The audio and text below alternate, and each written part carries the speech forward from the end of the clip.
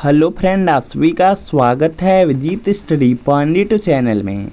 आज के इस वीडियो में यूपी वेट एंट्रेंस एग्जाम 2026 के लिए जीके का प्रैक्टिस सेट करने वाले हैं। तो वीडियो को शुरू से लेकर अंत तक देखिएगा। चैनल पर नए चैनल को सब्सक्राइब कर लीजिएगा।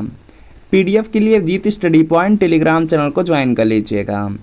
आज की क्लास में हम 38 प्रश्न करने वाले हैं और अगर इन 38 प्रश्नों में से आपके 20+ प्रश्न बिल्कुल सही होते हैं तो आप यूपी वेट एंट्रेंस एग्जाम को काफ़ी अच्छे स्कोर से पास कर सकते हैं। तो आज की क्लास से कितने प्रश्न बिल्कुल सही हुए हैं यह कमेंट आप ज़रूर कीजिएगा। यूपी वेट एंट्रेंस एग्जाम आपका 31 मई को होने वाला, बहुत कम समय बचा हुआ है। यूपी वेट एंट्रेंस एग्जाम में आप लोग देखेंगे 200 प्रश्न पूछा जाता है, 400 नंबर का एग्जाम होता है। अगर आपके 250+ नंबर आ जाते हैं तो बिल्कुल आपके मनपसंद के कॉलेज मिल जाएंगे। अगर आप सरकारी चाहेंगे सरकारी मिल जाएगा, प्राइवेट चाहेंगे प्राइवेट मिल जाएगा, अपने ज़िले में या घर के पास का कोई भी कॉलेज चाहेंगे वह मिल जाएगा। और यूपी वेट एंट्रेंस एग्जाम में बहुत सारे प्रश्न प्रीवियस ईयर क्वेश्चन पेपर से पूछे जाते हैं। जैसे आपका जीके में 50 प्रश्न आता है, 50 में देखेंगे लगभग 30 से 35 प्रश्न प्रीवियस ईयर पेपर से ही देखने को मिलते हैं। हिंदी में 50 प्रश्न होता है, लगभग 35 से 40 प्रश्न प्रीवियस ईयर पेपर से। रीजनिंग में भी 50 प्रश्न होता है, 35 से 40 प्रीवियस ईयर पेपर से। आर्ट, साइंस, कॉमर्स, एग्रीकल्चर में बहुत सारे प्रश्न प्रीवियस ईयर पेपर से होते हैं। तो आप लोग यूपी वेट एंट्रेंस एग्जाम 2026 के लिए प्रीवियस ईयर पेपर ले सकते हैं। इसमें 2011 से 25 तक का पूरे 15 साल का पेपर रहेगा। आंसर की के साथ एक्सप्लेनेशन, सॉल्यूशन, व्याख्या सब कुछ रहेगा। सभी सब्जेक्ट रहेंगे, जीके, हिंदी, रीजनिंग, कला वर्ग, विज्ञान वर्ग। तो यहाँ पे व्हाट्सअप नंबर दिया गया और इसी व्हाट्सअप नंबर पर लिखना है UP vet entrance previous year paper. Art या साइंस लिख करके व्हाट्सअप पे मैसेज करना है। जैसे व्हाट्सअप पे मैसेज करेंगे आपको रिप्लाई किया जाएगा और आपको सिर्फ 30 रुपये की पेमेंट करनी होगी। जैसे 30 रुपये की पेमेंट करेंगे तुरंत प्रीवियस ईयर पेपर आपको सेंड कर दिए जाएंगे। तो व्हाट्सएप नंबर पर मैसेज ज़रूर कर लीजिए। चलिए क्लास को कंटिन्यू करते हैं।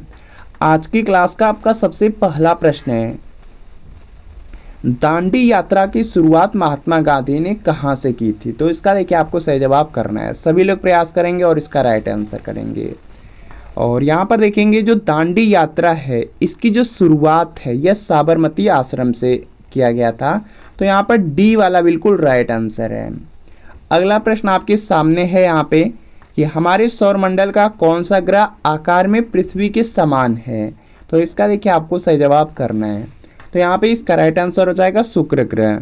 देखिए जो शुक्र ग्रह है वह पृथ्वी के समान है और इसे पृथ्वी की बहन भी कहा जाता है, पृथ्वी का भगनी भी कहा जाता है। सबसे चमकीला ग्रह है, इसको सांझ का तारा, भोर का तारा भी कहा जाता है। तो ये सब पॉइंट आपको याद रखना है। अगला प्रश्न आपके सामने है कि अकबर ने बुलंद दरवाजे का निर्माण किस विजय की स्मृति में करवाया था? तो यहाँ पे इसका राइट आंसर यह हो जाएगा, यहाँ पर देखेंगे हो जाएगा यहाँ से गुजरात विजय हो जाएगा। ऑप्शन नंबर बी वाला बिल्कुल राइट आंसर है। अकबर ने जो बुलंद दरवाज़ा का निर्माण कराया था वह गुजरात विजय की स्मृति में करवाया था। तो यहाँ पर बी वाला बिल्कुल राइट आंसर हो जाएगा। और जो बुलंद दरवाज़ा है यह फतेहपुर सीकरी में है, यह पॉइंट आप लोग याद रख लेंगे। अगला प्रश्न आपके सामने है, सभी को प्रयास करना राइट आंसर करने का, कि कौन सी संस्था है जो शेयर बाजार पर नियंत्रण रखती है? तो इसका देखिए आपको सही जवाब बताना है। जो आपका यहाँ पे सेबी है, सेबी के द्वारा जो शेयर बाजार होता है उस पर नियंत्रण रखा जाता है। तो यहाँ पर आपको ऑप्शन नंबर ए वाला बिल्कुल राइट आंसर है। अगला प्रश्न आपके सामने है यहाँ पे कि राष्ट्रीय खेल दिवस कब मनाया जाता है? तो इसका देखिए आपको सही जवाब करना है और यहाँ पे इसका राइट आंसर हो जाएगा 29 अगस्त को। मेजर ध्यानचंद के जन्म दिवस के अवसर पर यह आपका मनाया जाता है। तो यहाँ पर बी वाला बिल्कुल राइट आंसर होगा 29 अगस्त, राष्ट्रीय खेल दिवस 29 अगस्त। अगला प्रश्न आपके सामने है कि भारतीय संसद का कौन सा सदन निम्न सदन कहलाता है? तो इसका देखिए आपको सही जवाब बताना है। सभी लोग प्रयास करेंगे तो आराम से यहाँ पे आंसर कर लेंगे। यहाँ पे दिया गया निम्न सदन, निम्न सदन आपका लोकसभा होता है, यह पॉइंट आप लोग याद रखेंगे। अगर आपसे उच्च सदन पूछ दिया जाता है तो राज्यसभा हो जाएगा, यह भी पॉइंट आप लोग याद रखेंगे। तो निम्न सदन पूछा गया है, लोकसभा होगा, ए वाला आपका राइट आंसर है। अगला प्रश्न आपके सामने कि अंग्रेजों ने भारत में व्यापार करने के लिए कौन सी कंपनी का निर्माण किया था? तो यहाँ पे इसका राइट आंसर हो जाएगा ईस्ट इंडिया कंपनी का निर्माण किए थे। तो यहाँ पर ए वाला बिल्कुल राइट आंसर है। जो अंग्रेज थे भारत में व्यापार करने के लिए ईस्ट इंडिया कंपनी बनाए थे। तो यहाँ पे ए वाला राइट आंसर है। अगला प्रश्न आपके सामने है, प्रसिद्ध पुस्तक है गीतांजलि किसकी रचना है? तो इसका देखिए आपको सही जवाब करना है। लगभग सभी लोग सही राइट आंसर कर लेंगे और यहाँ पे इसका राइट आंसर हो जाएगा रविन्द्रनाथ टैगोर हो जाएगा। जो गीतांजलि पुस्तक है इसके जो लेखक हैं रविन्द्रनाथ टैगोर हैं। तो यहाँ पर ए वाला बिल्कुल राइट आंसर है, यह पॉइंट याद रखेंगे। बाकी आपको याद रखना है कि जो जनगण मन है वह आपका राष्ट्रगान है और उसकी जो रचना है रविन्द्रनाथ टैगोर ने किया है। दूसरा आपका राष्ट्रगीत है वंदे मातरम में, जिसकी यहाँ पे जो रचना है वह बंकिम चंद्र चटर्जी ने किया है। यह पॉइंट आप लोग याद रखेंगे। अगला प्रश्न आपके सामने स्क्रीन पर है कि ओजोन परत निम्न में से किसके कारण नष्ट हो रही है? तो यहाँ पे इसका जो राइट आंसर है यह हो जाएगा CFC की वजह से, क्लोरोफ्लोरोकार्बन हो जाएगा। यहाँ पे CFC जो गैस है उसी की वजह से यहाँ पे जो ओजोन परत है उसमें क्या हो रहा है, छिद्र हो रहा है, नष्ट हो रहा है। तो यहाँ पे क्या होगा, ए वाला आपका राइट आंसर हो जाएगा।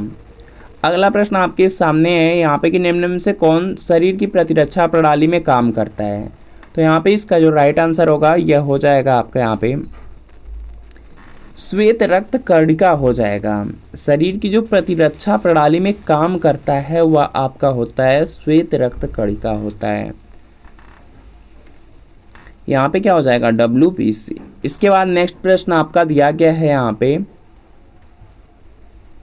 भारतीय संविधान को कब अंगीकृत किया गया? तो इसका देखिए आपको सही जवाब करना है और यहाँ पे इसका जो राइट आंसर है यह हो जाएगा 26 नवंबर 1949।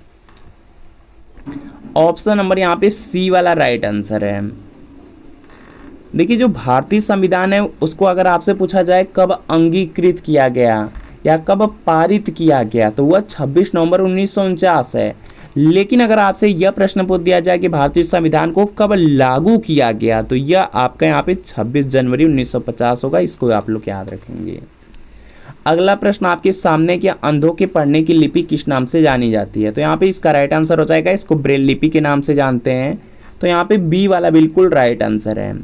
अगला प्रश्न है कि केंद्रीय मंत्रिपरिषद किसके प्रति उत्तरदायी होता है? तो यहाँ पे इसका जो राइट आंसर है क्या हो जाएगा, लोकसभा। जो केंद्रीय मंत्रिपरिषद रहती है वह देखेंगे जो लोकसभा होती है, लोकसभा के प्रति ही उत्तरदायी रहती है। तो सी वाला राइट आंसर है।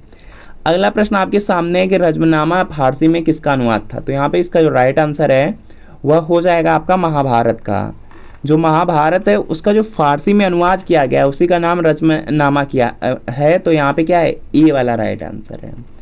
अगला प्रश्न आपके सामने, कि ठोस पदार्थ किस विधि से गर्म होते हैं? तो यहाँ पे इसका राइट आंसर हो जाएगा या चालन विधि से यहाँ पे गर्म होते हैं। तो सी वाला बिल्कुल राइट आंसर है।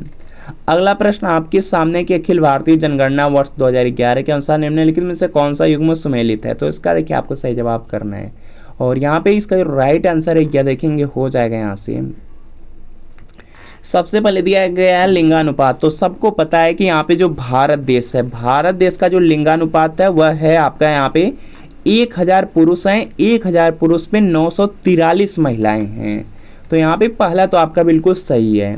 भारत की जो साक्षरता दर है वह 73% है, क्या भी सही है।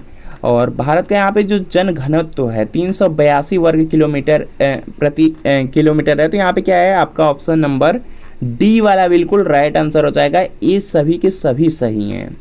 तो यहाँ पे डी वाला राइट आंसर है। बाकी एक और याद रख लीजिएगा, यहाँ पे जो भारत का लिंगानुपात है वह 943 है और जो उत्तर प्रदेश का लिंगानुपात है वह है 912। 912 यहाँ पे महिलाओं पर 1000 पुरुष हैं, 1000 यहाँ पे क्या है पुरुष हैं। यह पॉइंट आप लोग याद रख लेंगे।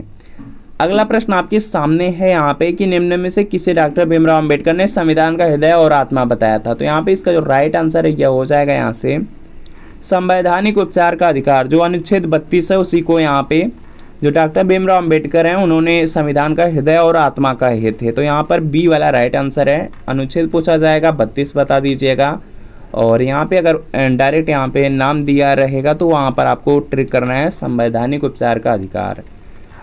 इसके बाद देखेंगे नेक्स्ट प्रश्न आपका दिया गया है यहाँ पे, वृंदावन गार्डन कहाँ स्थित है? तो इसका देखिए आपको सही जवाब करना है और यहाँ पे इसका राइट आंसर होगा मैसूर में है। मैसूर हो जाएगा, बी वाला बिल्कुल राइट आंसर है। अगला प्रश्न है कि कहार जात द्वारा किया जाने वाला जो धुरिया नृत्य किस जिले में आयोजित किया जाता है? तो यहाँ पे इसका राइट आंसर हो जाएगा बुंदेलखंड में। बुंदेलखंड में धुरिया नृत्य होता है, ए वाला राइट आंसर होगा। अगला प्रश्न आपके सामने कि डायनमो परिवर्तित करता है, तो यहाँ पे इसका राइट आंसर हो जाएगा, देखिए जो डायनमो होता है वह यांत्रिक ऊर्जा को विद्युत ऊर्जा में कन्वर्ट कर देता है, बदल देता है। तो यहाँ पर आपका ऑप्शन नंबर सी वाला राइट आंसर होगा। अगला प्रश्न आपके सामने है कि जिले में आपराधिक प्रशासन का जो प्रमुख निम्न में से कौन होता है, तो यहाँ पे इसका राइट आंसर हो जाएगा यह जिला मजिस्ट्रेट होते हैं, सी वाला राइट आंसर होगा। इसके बाद नेक्स्ट प्रश्न आपका दिया गया है कि उत्तर प्रदेश राज्य में नगर पालिका के गठन हेतु किसी नगर की जनसंख्या कम से कम कितनी होनी चाहिए। देखिए बेसिकली प्रश्न आपका है कि उत्तर प्रदेश जो राज्य है उसमें अगर नगर पालिका का गठन करना है तो गठन करने के लिए किसी नगर की जो जनसंख्या कम से कम कितनी होनी चाहिए कि वह नगर पालिका बन जाए। तो यहाँ पे इसका राइट आंसर हो जाएगा 40,000, ऑप्शन नंबर सी वाला बिल्कुल राइट आंसर होगा। अगला प्रश्न आपके सामने है कि भारत का सरकारी दस्तावेज जो तथ्यों सहित प्रकाशित किया जाता है क्या कहलाता है, तो यहाँ पे इसका राइट आंसर हो जाएगा, उसको व्हाइट पेपर कहा जाता है, बी वाला राइट आंसर होगा। अगला प्रश्न आपके सामने स्क्रीन पर है कि विश्व में गेहूं का जो सबसे बड़ा उत्पादक राष्ट्र है वह कौन सा है, तो यहाँ पे इसका राइट आंसर हो जाएगा चीन हो जाएगा, ऑप्शन नंबर सी वाला राइट आंसर है। अगला प्रश्न आपके सामने है यहाँ पे कि भारत पेट्रोलियम संस्थान कहाँ स्थित है, भारतीय जो पेट्रोलियम संस्थान है उसकी बात किया जा रहा है, तो यहाँ पे इसका राइट आंसर हो जाएगा देहरादून में है, भारतीय पेट्रोलियम जो संस्थान है देहरादून में है, तो बी वाला राइट आंसर है। अगला प्रश्न है कि गंगटोक किस प्रदेश की राजधानी है, तो यहाँ पे इसका जो राइट आंसर है यह देखेंगे हो जाएगा सिक्किम हो जाएगा, सी वाला बिल्कुल राइट आंसर है। गंगटोक आपका यहाँ पे हो जाएगा सिक्किम प्रदेश की राजधानी है, सी वाला बिल्कुल राइट आंसर है।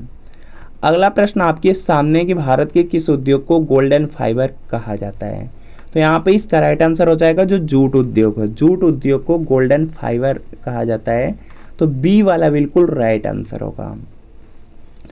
अगला प्रश्न आपके सामने है यहाँ पे कि निम्नलिखित में से कौन दीनबंधु के नाम से जाना जाता था, तो यहाँ पे इसका राइट आंसर हो जाएगा जो सी एफ एंड्रोज थे उनको दीनबंधु के नाम से जाना जाता था, तो यहाँ पे क्या होगा, बी वाला राइट आंसर हो जाएगा।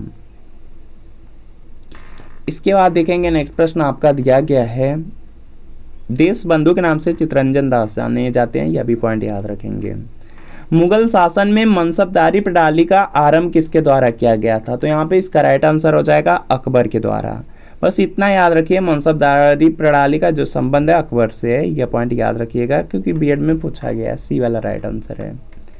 सूर्य एवं चंद्रमा के बीच पृथ्वी आ जाने से कौन सी घटना घटित होती है, तो इसका देखिए आपको सही जवाब करना है।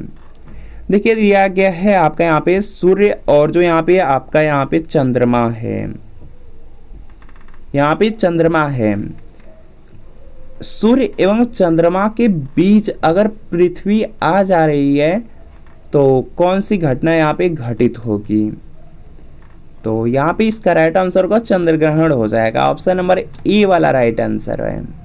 यहाँ पे क्या होगा, ए वाला आपका बिल्कुल यहाँ पे राइट आंसर हो जाएगा क्योंकि आपका चंद्रमा दिखाई नहीं देगा, तो यहाँ पे ए वाला राइट आंसर होगा। अगला प्रश्न आपके सामने कि संयुक्त राज्य अमेरिका की मुद्रा क्या है, तो यहाँ पे इसका राइट आंसर हो जाएगा, यहाँ से सभी को पता है कि यहाँ पे जो यूएसए है या जो आपका अमेरिका है उसकी जो मुद्रा है वो डॉलर है, तो यहाँ पर बी वाला बिल्कुल राइट आंसर हो जाएगा, बी वाला बिल्कुल राइट आंसर है। जापान का याद रखिए क्योंकि जापान का पूछा जाता है, जापान की जो मुद्रा है वह येन है। अगला प्रश्न आपके सामने की जनहित याचिका निम्न में से किस न्यायालय में दायर की जा सकती है, तो यहाँ पे इसका राइट आंसर हो जाएगा ए और बी दोनों में। देखिए जो जनहित याचिका है उसको उच्चतम न्यायालय या जो उच्च न्यायालय है इनमें से किसी में भी दायर किया जा सकता है, तो यहाँ पे डी वाला राइट आंसर होगा।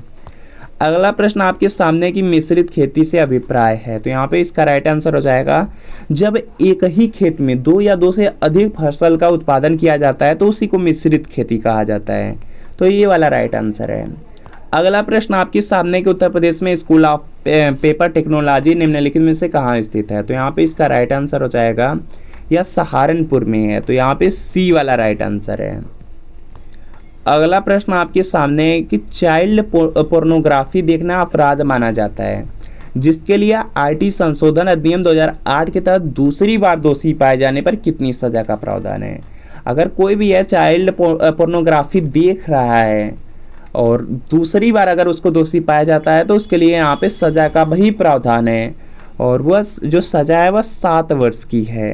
तो यहाँ पर आपका ऑप्शन नंबर सी वाला बिल्कुल राइट आंसर है। अगला प्रश्न आपके सामने के राष्ट्रीय मानवाधिकार आयोग के अध्यक्ष और अन्य सदस्यों की जो नियुक्ति है किसके द्वारा की जाती है? तो यहाँ पे इसका राइट आंसर हो जाएगा, देखिए जो राष्ट्रीय मानवाधिकार आयोग के अध्यक्ष होते हैं उनकी जो नियुक्ति होती है और जो अन्य सदस्य होते हैं उनकी भी जो नियुक्ति होती है वह राष्ट्रपति के द्वारा की जाती है। तो ए वाला राइट आंसर है। अगला प्रश्न आपके सामने कि संविधान के किस अनुच्छेद के तहत जीएसटी परिषद के गठन का प्रावधान किया गया है?